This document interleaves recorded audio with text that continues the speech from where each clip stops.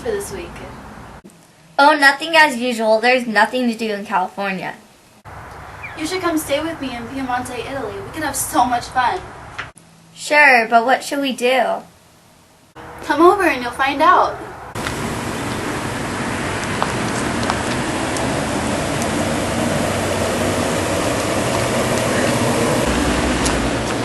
Hi! Welcome to Piemonte, Diane. So where do you want to go first, Diane? Are there any parks nearby? There sure are. Let's go. The first stop we are making in Piemonte is at the Parco Nazionale del Gran Paradiso. In 1856, it was originally a private hunting reserve for the Emanuele family. Vittorio Emanuele III presented his reserve to the state, and within 3 years it became the first national park to be established in Italy.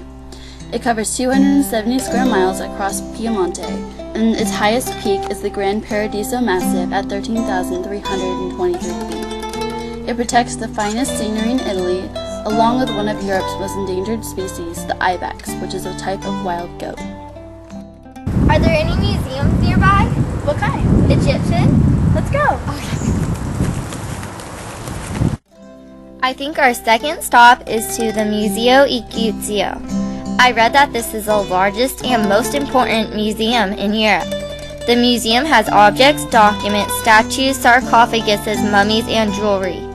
They also have the oldest statue of Princess Reti that is approximately from 2800 BC, and they have more than 3 centuries of history. So what are we going to do today? Well, it's Sunday, so why don't we go to the church? Okay. Our third site we are going to in Piemonte is the Duomo di San Giovanni. It is a popular cathedral in Turin and is dedicated to St. John the Baptist. It was designed in 1491 by priest/architect Guarino Guarini. It is Turin's only major monument from the Renaissance. In 1694, a well-known relic called the Turin Shroud was put on display in this cathedral. It is supposedly the sheet that was used to wrap Christ during his crucifixion.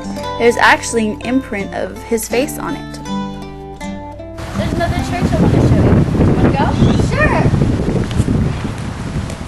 Jenica said our fourth stop is to Chiesa San Francesco. It is an ancient monastery. Inside is Museo Civico, the city museum. It is known for its display of ancient artifacts and also has a wide collection of ethnic costumes. It's really hot today. We could go to the lake.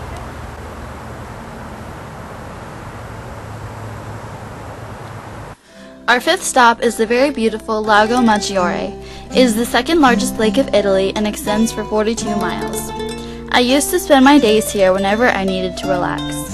Sometimes in the winter, my friends and I would go skiing on Monte Rosa Mountain, but the best time to come is in August or September.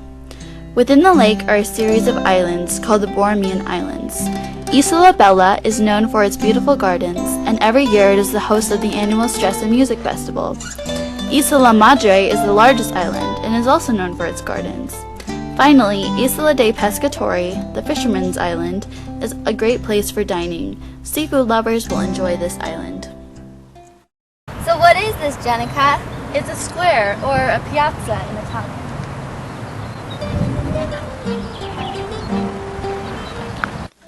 Our sixth stop is to Piazza Castello. It is one of Turin's main squares and the center of Turin. It was designed by Ascanio Visconti in the 16th century. Concerts and events go on in the square. Piazza Castello has a Roman gate and a medieval castle. I'm hungry, Jenica. Is there somewhere we can eat?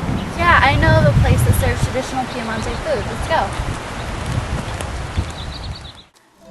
Our seventh stop is a little bit of a walk because it sits on top of Monferrato's highest hills.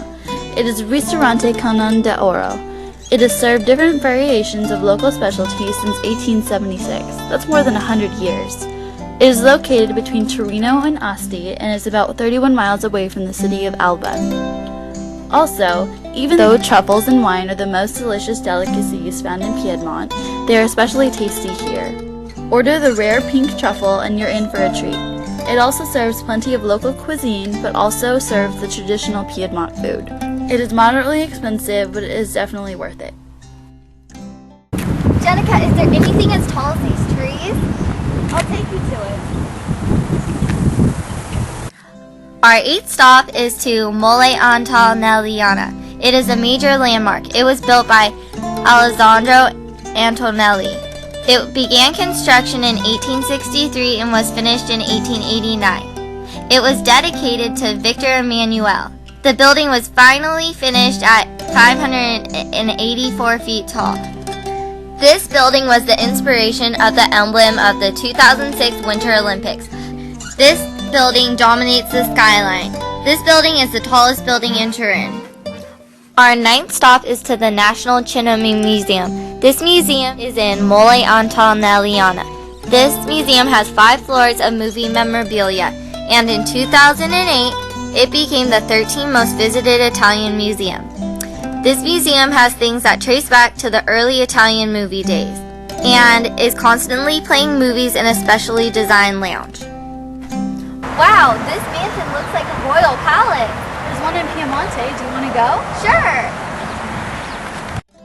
Our 10th stop is to Regia di Vinaria Reale. It is one of the largest royal residences in Piemonte. It was designed and built in 1658 by architect Amadeo di Castellammonte. Unfortunately, a war caused the palace a lot of damage, but the damage to the church was the worst. After 8 years and 200 million euros spent, it's now known as the largest recovery of a historical monument in all of Europe. Its gardens have been restored, they've put in a park, there's a village nearby, and paintings, statues, silverware, china, crystal, furniture, tapestries, weapons, and armor have been put on display. Is there something on top of this hill, Jenica? Yeah, there's a church right up here. Do you want to go? Yeah. Okay. Our 11th stop is to Basilica di Superga in Turin. The construction started in 1717 and ended in 1731. It contains many tombs from princesses and kings of the Savoy family. The dome on top is beautiful and was made in 1726 and reminds me of the dome at St. Peter's Cathedral. This temple is larger than most because it is on a hill and you can get there by walking or the Superga Railway. Diane, do you like animals? Yeah, why? Because there's a zoo here in Piemonte. Do you want to go? Sure. Our 12th stop is to Villa Pallavicino Park. It's located on the outskirts of Stresa and dates back to the 19th century. The villa first opened to the public in 1954 and is owned by the Pallavicino family. When you first enter the park, you'll pass by beautiful archways with cypress trees and magnolia trees, and there's also a natural amphitheater that surrounds the villa. The gardeners have greenhouses that keep up with exotic plants, and there's actually a zoo here as well. They have zebras, llamas, wallabies, prairie dogs, parrots, toucans, and you can actually stand only steps away from deer. Have you ever gone skiing, Diane? No. Well, now you can. There's one right over here. Okay. Our 13th stop is to Via Lattea, or otherwise known as the Milky Way in English. It is a collection of 5 ski resorts and is between Val Cisone and Valle di Susa. In 1997, the Alpine World Championships took place here, and in 2006 was part of the Winter Olympics. There are more than 200 ski runs, and also for the little kids there are 2 baby fun parks. There's another church I'd like to show you. Do you want to go? Sure!